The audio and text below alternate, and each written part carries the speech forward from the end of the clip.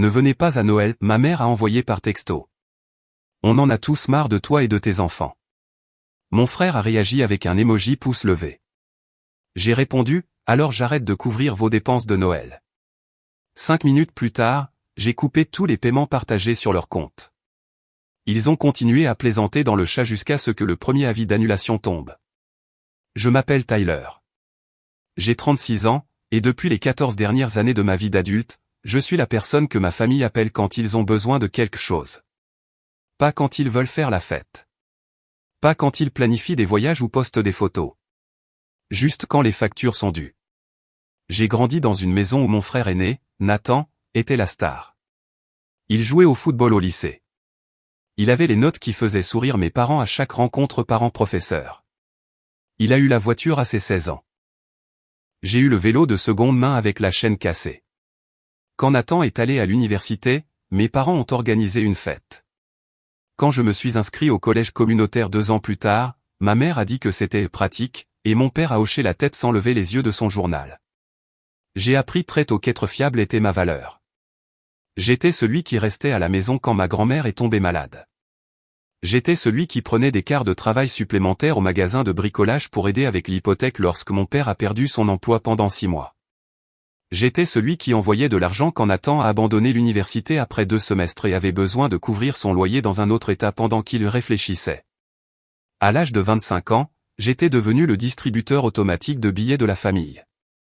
Cela a commencé par de petites demandes, $100 ici, $200 là. Puis, c'est devenu des virements mensuels.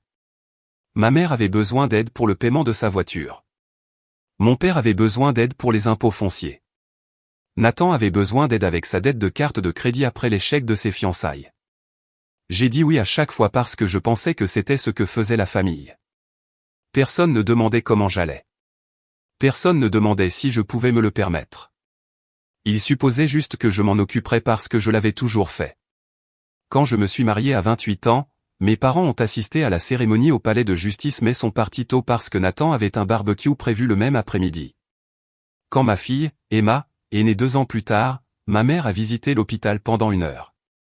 Elle a passé la majeure partie de ce temps au téléphone à coordonner le dîner d'anniversaire de Nathan. Quand mon fils, Jacob, est né 3 ans après cela, elle a envoyé une carte. J'ai continué à faire les chèques.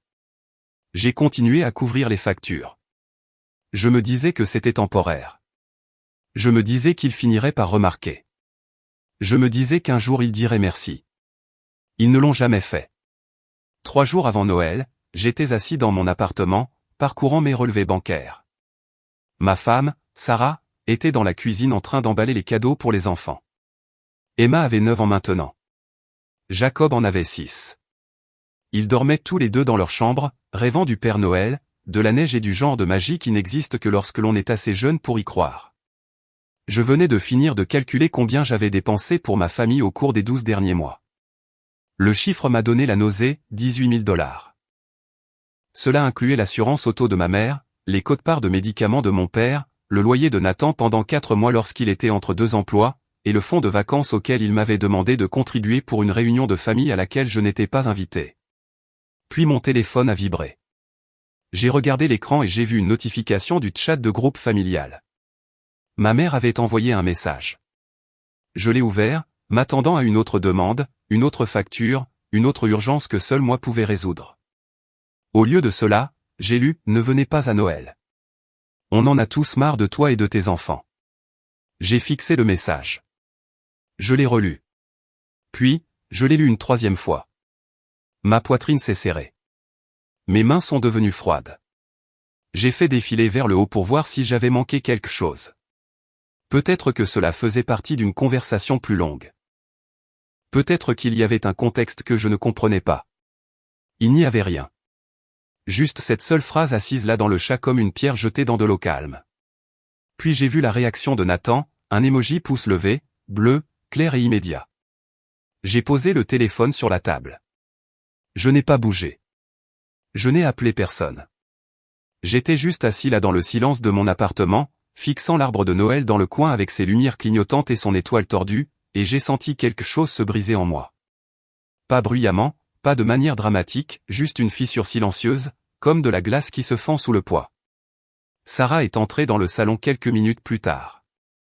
Elle tenait un rouleau de papier cadeau et une paire de ciseaux. Elle a vu mon visage et s'est arrêtée. « Tyler, qu'est-ce qui s'est passé ?» Je lui ai tendu le téléphone sans rien dire. Elle a lu le message. Son expression est passée de la confusion à la colère en l'espace d'une respiration. « Tu plaisantes ?» a-t-elle dit. Sa voix était basse et tendue. « Après tout ce que tu as fait pour eux, après tout l'argent que tu as envoyé, après toutes les fois où tu as tout laissé tomber pour les aider. » Je n'ai pas répondu. Je fixais toujours l'emoji pouce levé à côté du nom de Nathan. Sarah s'est assise à côté de moi. « Tyler, tu dois dire quelque chose. Tu ne peux pas juste les laisser te parler comme ça. » Elle avait raison. Je savais qu'elle avait raison. Mais je savais aussi que dire quelque chose ne changerait rien. Ça n'avait jamais changé. J'avais passé des années à essayer de prouver ma valeur à des gens qui ne me voyaient que comme un portefeuille. J'avais passé des années à espérer qu'ils remarqueraient, à espérer qu'ils se soucieraient. Ils ne l'ont pas fait. J'ai pris le téléphone et j'ai rouvert le chat de groupe familial. Le message de ma mère était toujours là. Le pouce levé de Nathan brillait toujours. J'ai commencé à taper. Compris. Alors j'arrête de couvrir vos dépenses de Noël à partir de ce soir. J'ai cliqué sur envoyer avant de pouvoir changer d'avis. Le message est apparu dans le chat. J'ai regardé l'écran. 3 points sont apparus sous le nom de ma mère. Elle tapait. Puis les points ont disparu. Puis ils sont réapparus sous le nom de Nathan. Puis ils ont disparu aussi. Personne n'a répondu. J'ai ouvert mon application bancaire. J'ai ouvert mes comptes de carte de crédit. J'ai ouvert toutes les plateformes de paiement partagées auxquelles j'étais connecté avec ma famille au fil des ans. Et puis j'ai commencé à annuler. Premièrement, j'ai annulé la compte du traiteur pour le dîner de Noël. Ma mère avait engagé une entreprise coûteuse pour livrer un repas de fête complet à sa maison. Elle m'avait demandé de couvrir la compte il y a 2 mois. J'ai dit oui parce que je pensais que je serais invité.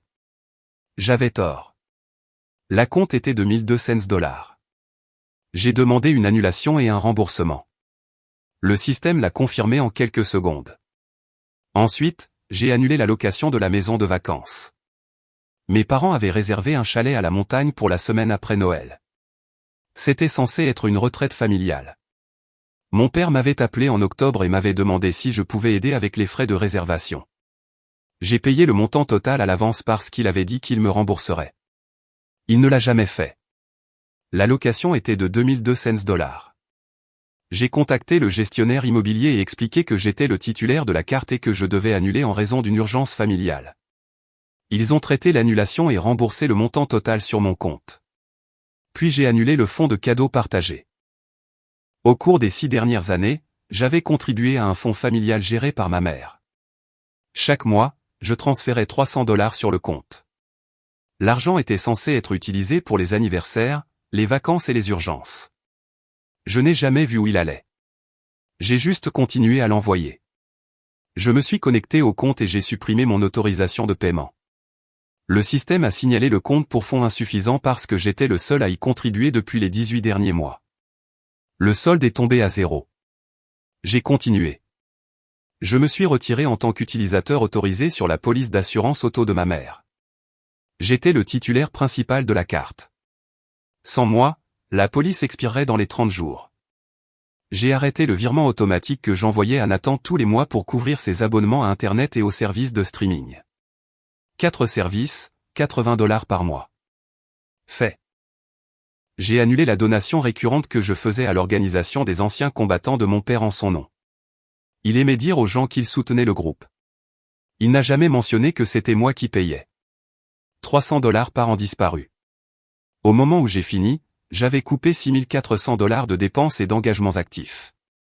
Certains prendraient effet immédiatement. D'autres prendraient quelques jours, mais tous prendraient effet. J'ai posé le téléphone. Mes mains tremblaient. Sarah me regardait avec de grands yeux. « Tyler, qu'est-ce que tu viens de faire ?» Je l'ai regardé. J'ai arrêté d'être leur distributeur automatique. Le chat de groupe familial était toujours ouvert sur mon téléphone. J'ai vu les 3 points réapparaître sous le nom de ma mère. Puis j'ai vu un message apparaître de Nathan. MDR. Tyler fait une crise. Un autre emoji pouce levé est apparu, cette fois de mon père. J'ai tourné le téléphone face contre table et je me suis levé. Je pensais qu'ils paniqueraient. Je pensais qu'ils appelleraient. Je pensais qu'ils réaliseraient ce qu'ils venaient de perdre. J'avais tort.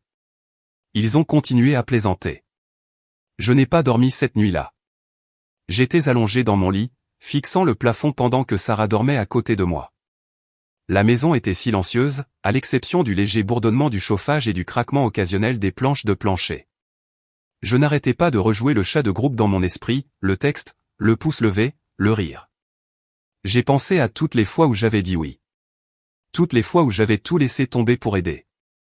Toutes les fois où je m'étais convaincu que cette fois serait différente. Cette fois, il me verrait. Cette fois, il se soucierait. Quand j'avais 16 ans, mes parents ont vendu mon ordinateur pour acheter une voiture à Nathan. Ils ne m'ont pas demandé. Ils ne m'ont pas dit. Je suis juste rentré de l'école un jour et il était parti. Mon père a dit que Nathan en avait plus besoin. Ma mère a dit que je pouvais utiliser la bibliothèque. Je n'ai pas discuté. J'allais à la bibliothèque tous les jours après l'école et je faisais mes devoirs sur les ordinateurs publics pendant que Nathan passait devant moi dans sa nouvelle berline. Quand j'avais 22 ans, j'ai utilisé mes économies pour aider mes parents à éviter la saisie. Ils avaient 3 mois de retard sur l'hypothèque. Mon père était au chômage. Ma mère travaillait à temps partiel dans une épicerie. Ils allaient perdre la maison. Je leur ai donné tout ce que j'avais, 11 000 $. C'était censé être pour mes études. Je me suis dit que je pourrais retourner à l'école plus tard. Je me suis dit que la famille passait avant tout. Ils ne m'ont jamais remboursé. 2 ans plus tard, ils ont refinancé la maison et ont utilisé la plus-value pour financer le mariage de Nathan. Ils ne m'ont pas invité aux réunions de planification financière.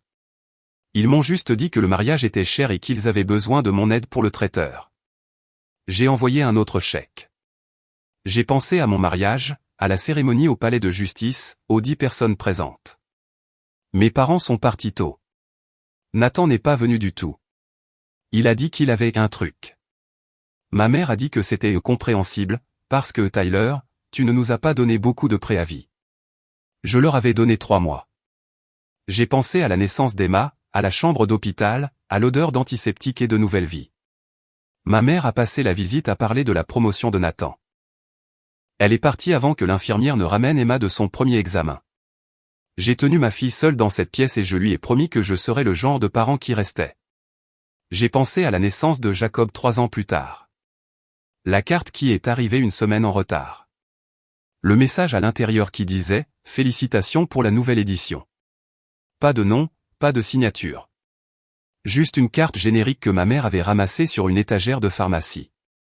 J'ai pensé à chaque anniversaire, chaque fête, chaque étape que j'avais célébrée seule pendant que ma famille se réunissait sans moi. J'ai pensé à chaque appel auquel j'avais répondu, chaque virement que j'avais envoyé, chaque urgence que j'avais résolue. Et j'ai pensé au chat de groupe, au message qui disait que je n'étais pas le bienvenu, au pouce levé qui disait que mon frère était d'accord, au silence qui disait que mon père ne se souciait même pas de réagir. J'avais passé 14 ans à essayer de gagner une place à leur table. J'avais passé 14 ans à payer pour leur confort. J'avais passé 14 ans à être invisible. Et ce soir, pour la première fois, j'ai arrêté. Je ne me sentais pas puissant.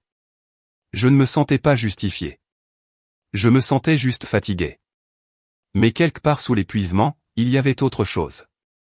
Quelque chose de petit, de silencieux et de pointu. C'était de la résolution. Je me suis retourné et j'ai regardé Sarah. Elle dormait, son visage doux dans la faible lueur du lampadaire à l'extérieur. J'ai pensé à Emma et Jacob dans le couloir. J'ai pensé à la vie que j'avais bâtie avec eux.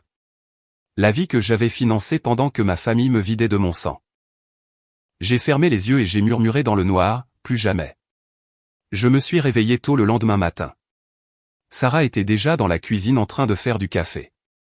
J'entendais Emma et Jacob se disputer à propos de quelque chose dans le salon. Cela ressemblait à un samedi normal. J'avais l'impression que le monde s'était ouvert en deux la nuit précédente et continuait d'une certaine manière à tourner.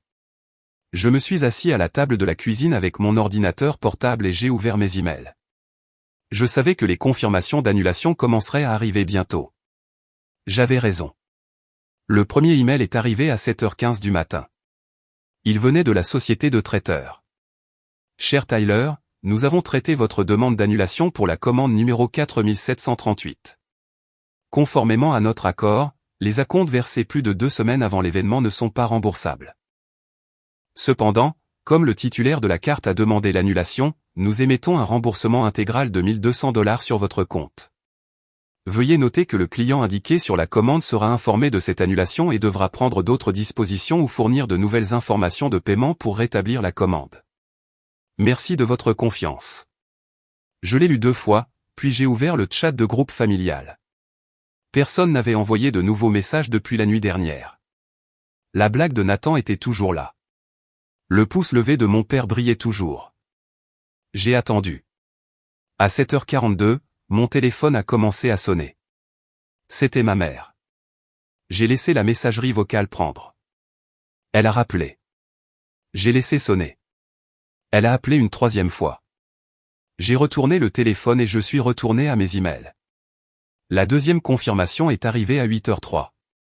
Elle venait de la Mountain Rental Company. Bonjour, Tyler. Votre annulation pour la réservation GLK 4492 a été effectuée. Un remboursement intégral de $2200 a été traité sur votre mode de paiement original. Veuillez prévoir 3 à 5 jours ouvrables pour que les fonds apparaissent sur votre compte. Le titulaire de la réservation a été informé par email que la réservation n'est plus active. J'ai imaginé mon père ouvrir cet email. Je l'ai imaginé lire les mots « n'est plus active » et réaliser que le chalet dans lequel ils avaient prévu de séjourner était parti. Je l'ai imaginé essayer d'appeler l'entreprise.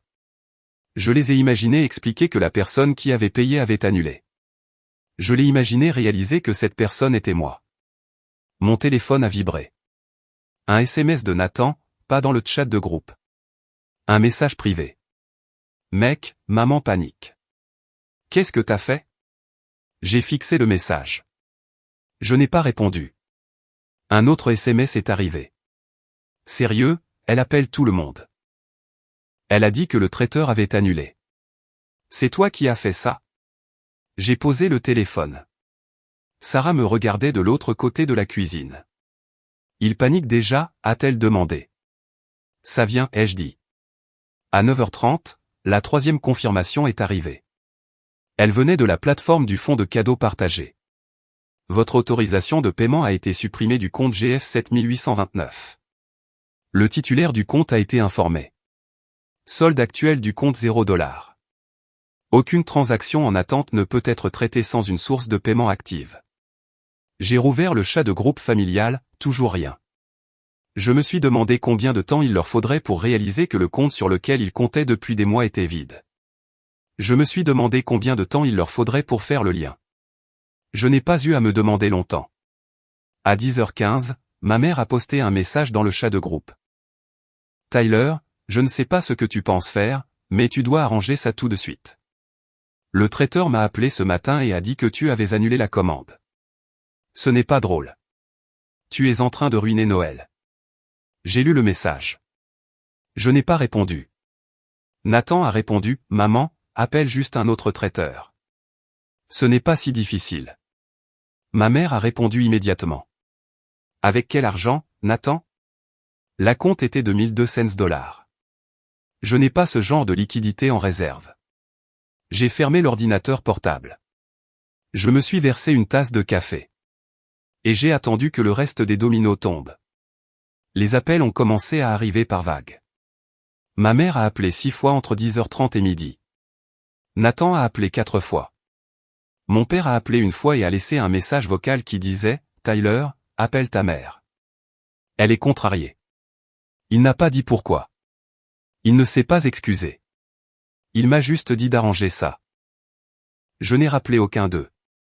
À 1h de l'après-midi, ma mère a envoyé un autre message dans le chat de groupe. Tyler, tu dois m'appeler. C'est sérieux. L'agence de location a dit que tu avais annulé le chalet. Nous avons de la famille qui arrive. Nous avons des plans. Tu ne peux pas simplement faire ça. Nathan a répondu, peut-être que si vous n'aviez pas été de tels idiots, ils n'auraient pas pété les plombs. C'était la première fois que Nathan reconnaissait qu'ils avaient fait quelque chose de mal. J'ai failli rire. La réponse de ma mère est venue rapidement. Ne prends surtout pas son parti, Nathan. C'est lui qui agit comme un enfant. C'est lui qui est trop sensible pour supporter une blague. Nous étions juste honnêtes. S'il est trop susceptible pour gérer la vérité, c'est son problème. Je fixai le message. Je le lus 3 fois et quelque chose se brisa en moi. J'ouvris la discussion de groupe et commençai à taper. Vous m'avez dit de ne pas venir à Noël. Vous avez dit que vous en aviez assez de moi et de mes enfants. Nathan était d'accord. Papa n'a pas dit un mot. Alors, je vous donne exactement ce que vous avez demandé. J'ai fini de couvrir vos dépenses. J'ai fini d'être votre guichet automatique. J'ai fini de prétendre que c'est à ça que ressemble une famille. Ne me contactez plus. J'appuyai sur envoyer. Les 3 points apparurent sous le nom de ma mère presque immédiatement. Tyler, tu exagères. C'était juste une mauvaise journée. On ne le pensait pas comme ça. Je retapais, vous le pensiez exactement comme ça et j'ai fini de prétendre le contraire. Nathan envoya un message privé. Tyler, allez. Tu empires les choses. Excuse-toi juste et on peut passer à autre chose. Je fixai le message. Il voulait que je m'excuse pourquoi? Pour être blessé? Pour être fatigué d'être utilisé? Pour avoir finalement dit non? Je répondis, je n'ai rien à me reprocher. C'est toi. Il ne répondit pas. Mon téléphone sonna de nouveau. Cette fois, c'était mon père. Je le laissai sonner. Il rappela. J'éteignis le téléphone. Sarah entra dans le salon. Ils ne vont pas s'arrêter, dit-elle. Je sais, dis-je. Mais je ne réponds pas. Elle s'assit à côté de moi. Tyler, tu vas bien? Je réfléchis à la question. Est-ce que j'allais bien? Non, j'étais en colère. J'étais blessé. J'étais épuisé. Mais j'étais aussi autre chose. J'étais libre. Je m'en approche, dis-je. À 15 heures, je rallumai mon téléphone. Il y avait 23 appels manqués, 14 messages textés et un message vocal de ma mère que je n'écoutais pas. J'ouvris la discussion de groupe familial. Ma mère avait envoyé 5 autres messages. Tyler, s'il te plaît, on a besoin de parler. Tyler, tu es déraisonnable. Tyler, cela affecte tout le monde, pas seulement moi. Tyler, tu blesses ton père. Il ne comprend pas pourquoi tu fais ça. Tyler, réponds à ton téléphone. Je ne répondis pas. À la place, j'ouvris mes emails et commençai à passer en revue le reste de mes comptes financiers. Il y avait encore quelques paiements automatiques que je n'avais pas encore annulés, les quotes-parts des médicaments de mon père, la prime d'assurance automobile de ma mère, la facture de téléphone de Nathan. Je les annulais tous. Au moment où je finis, j'avais supprimé $1800 supplémentaires d'obligations mensuelles. C'était comme retirer des couches de poids que j'avais portées pendant des années. Je posai le téléphone et regardai Sarah. C'est fait, dis-je. Elle hocha la tête. Bien. Je ne me sentais pas victorieux. Je ne me sentais pas justifié. Je me sentais juste calme, et c'était suffisant. Cette nuit-là, je commençais à rassembler la documentation. J'avais besoin de preuves, non pas pour eux, ils savaient déjà ce que j'avais fait. Mais pour moi. J'avais besoin de le voir. J'avais besoin de quantifier les années que j'avais passées à financer leur vie pendant qu'ils effaçaient la mienne. Je commençais par les relevés bancaires. Je remontais 5 ans en arrière. Chaque virement bancaire, chaque paiement Venmo, chaque chèque que j'avais écrit. Je les imprimais et les étalais sur la table de la cuisine. La pile devint plus haute que ce à quoi je m'attendais. 5 ans d'assurance automobile de ma mère, $2400. 4 ans de quote-part de médicaments de mon père, $3200. 18 mois de loyer de Nathan, $7200. 3 ans de contribution à la cagnotte familiale de cadeaux, $10 800. 2 ans d'aide au service public lorsque mes parents étaient en difficulté, $4800. 1 an de paiement minimum de carte de crédit de Nathan, $1900. Réparation de voiture d'urgence pour ma mère, $1400. Soins dentaires d'urgence pour mon père, $1100. Plan de paiement de la bague de fiançailles de Nathan, $2200. La cagnotte de vacances à laquelle je n'étais pas invité, $1800. Et les dépenses de Noël que je venais d'annuler, $6 400. Je fis l'addition 3 fois parce que je ne croyais pas au nombre les 2 premières fois. 54 300 $. En 5 ans, j'avais donné $54 000 à ma famille. Cela n'incluait pas les années précédentes. Cela n'incluait pas l'ordinateur qu'ils avaient vendu quand j'avais 16 ans. Cela n'incluait pas les $11 000 que je leur avais donnés pour sauver la maison quand j'avais 22 ans. Cela n'incluait pas les cadeaux de mariage, les cadeaux d'anniversaire, les services aléatoires dont j'avais perdu le compte. Je m'assis en arrière sur ma chaise et fixai les documents. Sarah entra dans la cuisine et vit la table. « Tyler, qu'est-ce que c'est que tout ça ?» ?»« Des preuves, dis-je. » Elle prit un des relevés. Ses yeux s'écarquillèrent. « Tyler, c'est insensé. Tu leur donnes autant depuis plus de 5 ans. J'ai juste arrêté de compter après ça. » Elle posa le papier et me regarda. « Qu'est-ce que tu vas faire avec ça ?» Je ne savais pas encore. Une partie de moi voulait le leur envoyer. Une partie de moi voulait le publier dans la discussion de groupe et les laisser voir exactement combien j'avais sacrifié pendant qu'ils se moquaient de moi. Une partie de moi voulait l'imprimer et l'envoyer par la poste à tous les parents qui m'avaient dit que je devrais être plus compréhensif, plus patient, plus généreux. Mais une autre partie de moi savait que faire tout ça ne changerait rien. Ils trouveraient des excuses. Ils me blâmeraient. Ils diraient que j'étais dramatique ou mesquin ou cruel. Ils trouveraient un moyen de se faire passer pour les victimes. Alors, à la place, je pris une photo de la table couverte de documents. Je l'enregistrai sur mon téléphone et je la gardai comme un rappel. Non pas pour eux, pour moi. Un rappel que j'avais été plus que généreux, plus que patient, plus que compréhensif, et que je ne leur devais plus rien. À 21h ce soir-là, mon téléphone vibra. C'était un SMS de Nathan. « Tyler, l'assurance de papa a expiré. Il ne peut pas renouveler ses médicaments. Tu dois arranger ça. » Je lus le message 2 fois. Puis je tapai une réponse. « Je n'arrange rien. Je vous ai dit que j'avais fini. » Nathan répondit immédiatement. « Mec, ça ne concerne pas maman ou moi. Ça concerne papa. Il a besoin de ses médicaments. » Je fixai le message. C'était du Nathan classique. Faire de moi le méchant. Me rendre responsable. Faire de moi celui qui devait choisir entre tenir bon et être étiqueté sans cœur. Mais je ne jouais plus à ce jeu. Je retapais. Papa est un adulte. Il peut s'occuper de sa propre assurance. Il a eu des mois pour en prendre la responsabilité. Je ne suis plus son filet de sécurité. Nathan ne répondit pas 20 minutes plus tard, ma mère appela. Je ne répondis pas. Elle laissa un message vocal. Je le supprimai sans l'écouter.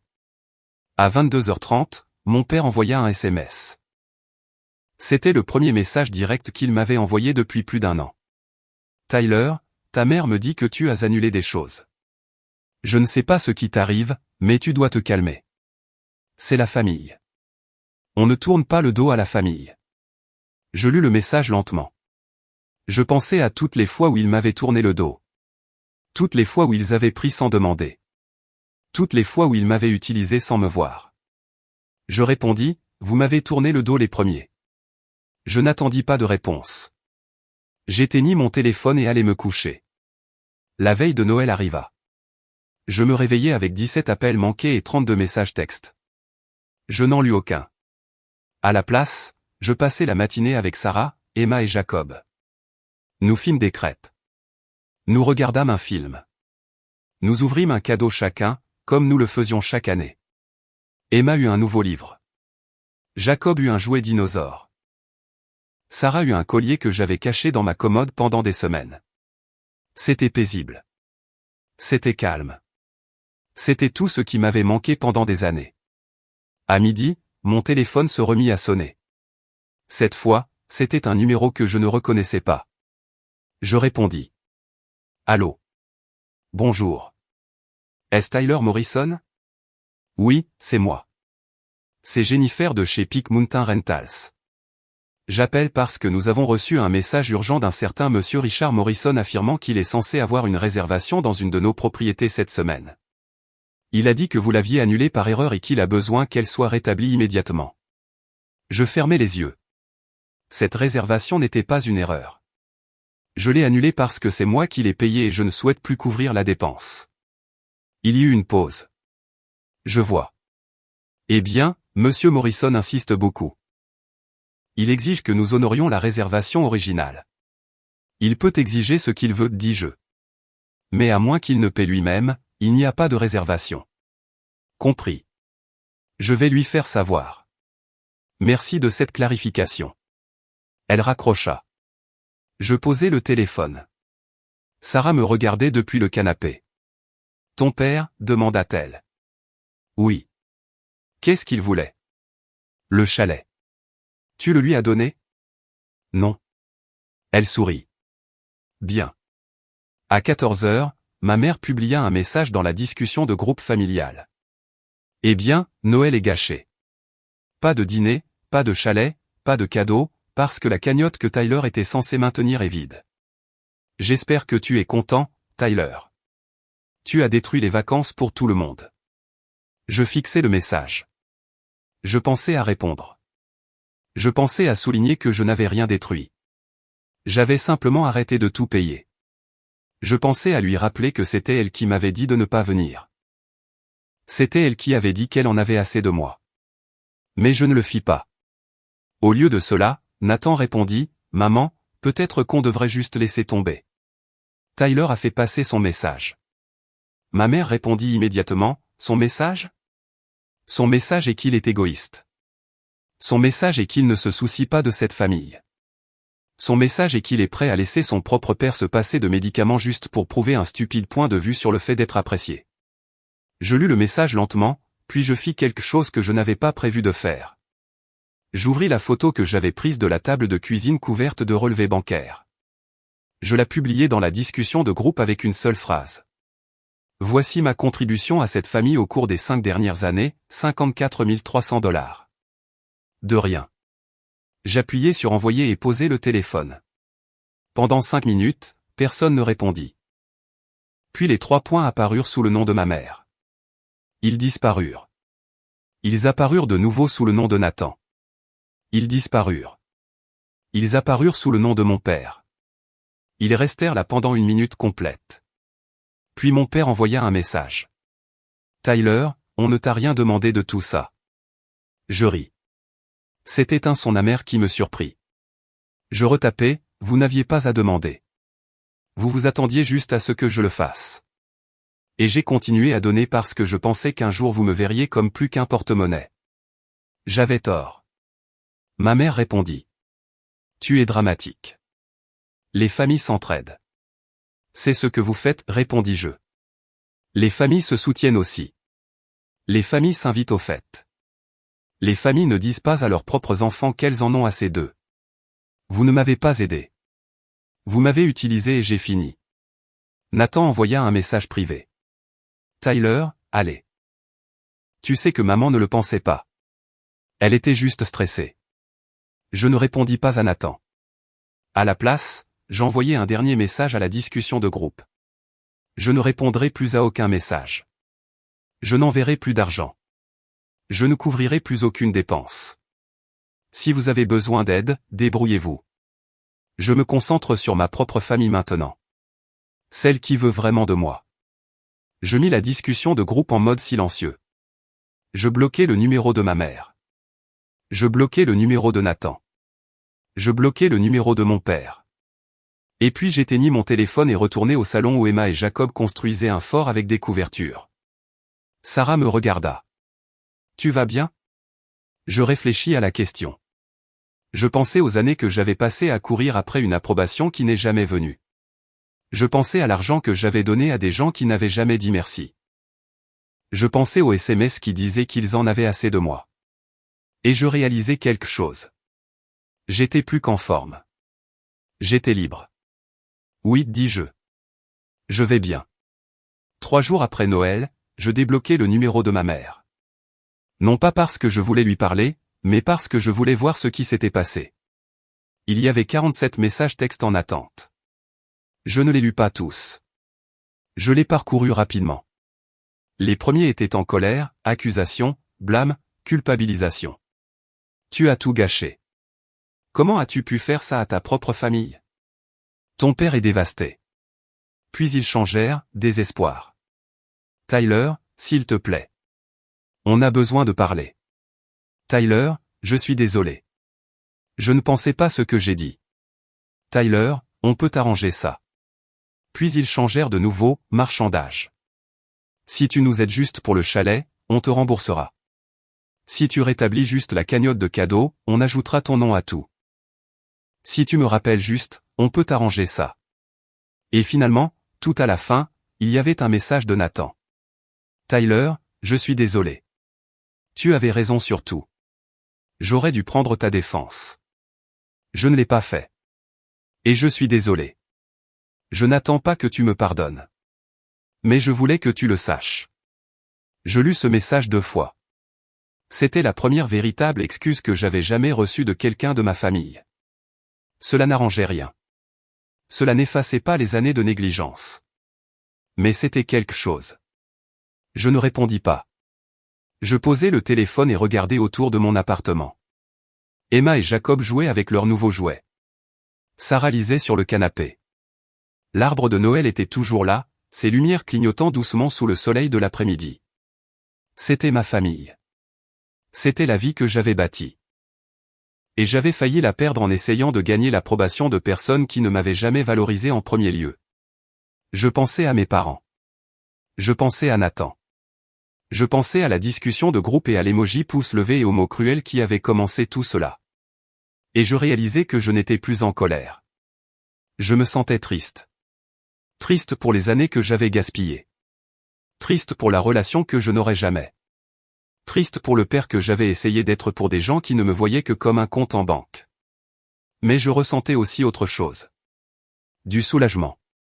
J'avais passé 14 ans à porter le poids de leurs attentes. J'avais passé 14 ans à sacrifier ma propre stabilité pour financer leur confort. J'avais passé 14 ans à être invisible. Et maintenant, j'avais fini. Je n'avais pas besoin de leur approbation. Je n'avais pas besoin de leur gratitude. Je n'avais pas besoin qu'ils me voient. Je me voyais moi-même, et c'était suffisant. Sarah leva les yeux de son livre. Tyler, à quoi tu penses? Je souris. Je pense à Noël prochain. Juste nous 4. Pas de discussion de groupe, pas d'annulation, pas de drame, juste nous. Elle sourit en retour. Ça a l'air parfait. Emma courut et grimpa sur mes genoux. Papa, on peut avoir un plus grand arbre l'année prochaine? On peut avoir le plus grand arbre du lot, dis-je. Jacob nous rejoignit, traînant son jouet dinosaure. On peut avoir 2 arbres? Je ris. On verra. Sarah vint et s'assit à côté de nous. Nous restâmes ainsi un moment, enlacés sur le canapé, les lumières de Noël clignotant doucement au-dessus de nous. Je pensais aux 54 000 $ que j'avais dépensés en essayant d'acheter l'amour de personnes qui n'allaient jamais le donner. Je pensais aux sacrifices que j'avais faits, aux opportunités que j'avais manquées, aux années que j'avais perdues. Et je pensais à la famille que j'avais maintenant, celle qui m'avait choisi, celle qui voulait de moi, celle qui me voyait. Je les serrais plus fort. C'était à ça que ressemblait la famille. Et je n'allais jamais lâcher prise.